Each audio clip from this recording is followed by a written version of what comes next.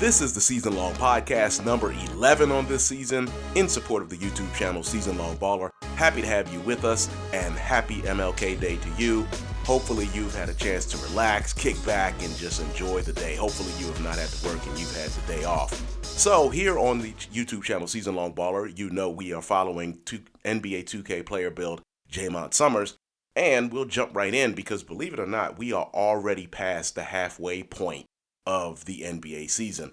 Later today, the Wizards are playing their 44th game of the season against the Golden State Warriors. So I think it's a good time right now to kind of look at where the Wizards are, and to a lesser degree, a little bit of where Jaymont Summerz is. But we'll start off right now with the Rookie of the Year voting, as now your award races have actually started. So Jaymont Summerz, as you can see, is, well, I don't know if that's comfortably ahead, but he is in first place right now in terms of what they're thinking. And that is, for the Rookie of the Year, Jaymont Summerz, as you see, his numbers are pretty much better than the rest of the class. Chet Holmgren has moved up into second, as Banchero had been in that position for most of the season. And, of course, in real life, he looks like he's going to be the Rookie of the Year. And, of course, Chet Holmgren's not even playing due to injury, unfortunately. Jabari Smith and Keegan Murray of the Rockets and the Kings, respectively, round out the top five here. But Summerz' stats of 17 a game, 4.7 assists are number one in the rookie category, and that's probably a big reason why he is ahead right now. Now, taking a look at the Wizards as a whole, the Wizards right now, this past week, beat the Pelicans, as you see, 85-66, blew the Pelicans out. Tighter game with the Bulls, but defeated the Bulls for the third time this season, 70-63, and then crushed the Knicks 91-73 for the Wizards' ninth straight victory. That is really, really unexpected. And they have not, of course, as we've mentioned in the games, they have not lost a game in 2023 yet, especially considering that the season started off with the Wizards against the Bucks. But as it is right now, the Wizards' ninth straight victory was a blowout win over the Knicks, 91-73, and going 3-0 in the previous week, 9 wins in a row, and going for double-digit wins in a row later on today against the defending champs and the Golden State Warriors. Now, again, looking back at the season so far, the Wizards are 33-10, as you see, best record in the league, followed by the Clippers at 29-14 and the Mavericks at 29-14. We've already played the Clippers twice and have split with the Clippers, beating them in Washington and losing to them in LA. And you know that's the famous "we were doing well" game. And Unseld Jr. kept taking us out every time we would gain, kind of close down the margin of victory. Close down the deficit in that game. So we won't go through that anymore. But you know that was we'll just say that was the questionable decision game for right now. And the Wizards did go ahead and lose. So we split with the Clippers. We have defeated the Mavericks once already in Washington. However, Luka Doncic did not play. We do have the Mavericks coming up again soon, and it'll be interesting to take on the Mavericks when they are at full strength. The next best team in the East right now is the 76ers at 27-14. Looking at some more stats from the Wizards, you see we are shooting 54% from the field. Again, number one in the league. The Nets, with that combination of Kyrie and KD, are shooting 53% from the field. The Wizards are shooting 41% from three. Again, second best. That's good for second in the league. And again, it's the Nets with shooting 44% from the field. And that's despite with Ben Simmons on the floor. The Nets are still the top three-point shooting team in our league so far. The Wizards are also number one in free throw percentage, just a hair better than the Thunder at 84.2%, while the Thunder are at 84.1%. Rebounds per game, again, the Wizards number one. And again, this is probably just the fact of us playing the simulation because a lot of the other team stats are probably just a little bit lower since we are playing the games and we're probably getting a little bit more shots. So 31.2% there, or 31.2 rebounds, there, per game. And that makes the Wizards number one there, of course, with Porzingis leading the way. Assists per game, a lot of this probably due to the increase in assists lately from Jaymont Summerz, who is our NBA 2K23 player build, as we mentioned. 6'5" point guard out of William & Mary, and the player build description The player build is, or that video, which was the very first video on this channel, is in the description below. And the Wizards are leading the league at 18.7 assists a game, and James Harden probably has a lot to do with the Sixers being second in that position at 17.2 a game. Now, points in the paint, again, Porzingis being the main reason for this. The Wizards, again, leading the league in that category at 35.8 points per game. The Pelicans, due to Zion Williamson, I'm sure, are second in that category.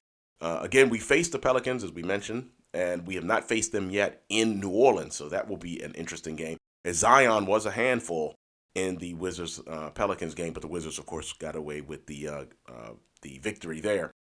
Monte Morris, Daniel Gafford, Will Barton, trying to think of those bench players for the Wizards, Johnny Davis, averaging 35 a game. And again, that's probably another big reason why the Wizards are number one in bench scoring.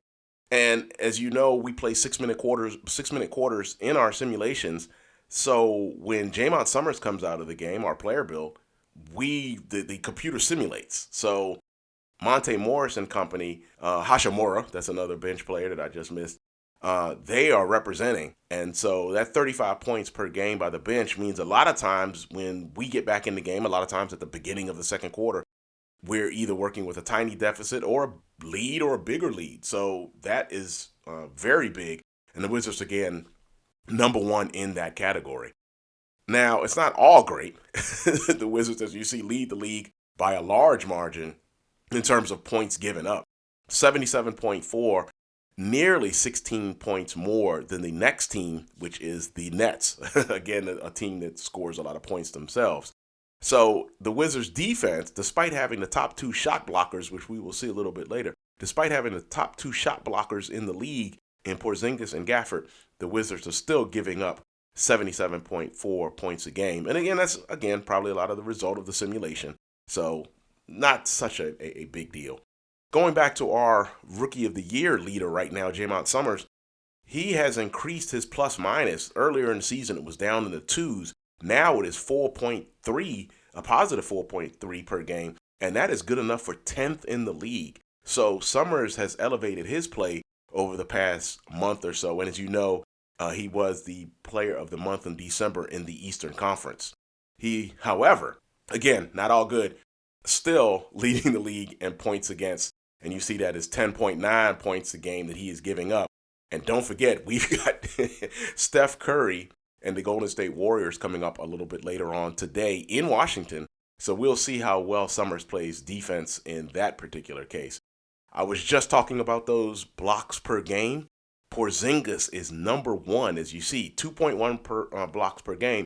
But the surprising thing may be that Daniel Gafford of the Wizards is second in that category with 1.3 blocks per game. Robinson from the Knicks, as you see, is tied. It has 1.3 as well, as in third place. And that's very interesting. And as you see there, Daniel Gafford with 1.3 blocks per game is in second place in the league. And at 6'9", playing the center position, that's probably a little bit surprising, but it has been a big help in terms of the Wizards' defense. Now, looking at the league awards, we looked at Summerz leading the rookie race. Luka Doncic right now is the leading MVP candidate, and he's a great player, obviously, and a leading candidate in the real NBA. And as I mentioned before, we did not face Doncic when we faced the Mavericks earlier in the season in Washington. So it will be interesting for us to get our first look in our simulation at Doncic. And again, Joker being second is not a big surprise. But what is probably a surprise is that Porzingis is third and Jaymont Summerz is fourth in the MVP voting, and then Embiid is fifth. So you have two Washington teammates, Porzingis and Summerz, right there at third and fourth in the MVP voting. The sixth man voting, Ben Simmons is number one. But again, look at number two. Daniel Gafford from the Wizards is number two in the sixth man of the year voting. So that's interesting as well. We'll see if all of this stuff holds up throughout the season. And then defensive player of the year, Porzingis with the strength of those 5.8 rebounds a game. And again, remember, we're playing 6-minute quarters, so a lot of these stats are compressed. And then the 2.1 blocks per game, which he leads the league, he is number one in that category. Greek Freak, Giannis, is number two. in the Defensive Player of the Year voting. So that is incredibly interesting there, that Porzingis is actually right now the leading candidate for Defensive Player of the Year. So that's a quick look at all of our award races and where the Wizards are. Now, going forward, taking a look at the week coming up for the Wizards. On MLK Day, as we've mentioned a couple times previously, the Golden State Warriors come to town. We will see if the Wizards will be able to extend that winning streak to 10 games. Then we get a return engagement with the Knicks, and we will be playing the Knicks in New York, where we just beat them here at home. And then on Saturday, we will take on the Orlando Magic at home. We have beaten the Magic once already on the road towards the end of last year, and we will see what happens here when we play them at home. So thank you very much for taking a listen to Season Long Podcast number 11 this season. I hope again that you are enjoying and getting the day off, so I hope you're enjoying MLK Day. And join us here in a few hours as we take on the Golden State Warriors. That's going to do it for Season Long Baller. Hope you've enjoyed the podcast. Thank you for listening. Peace.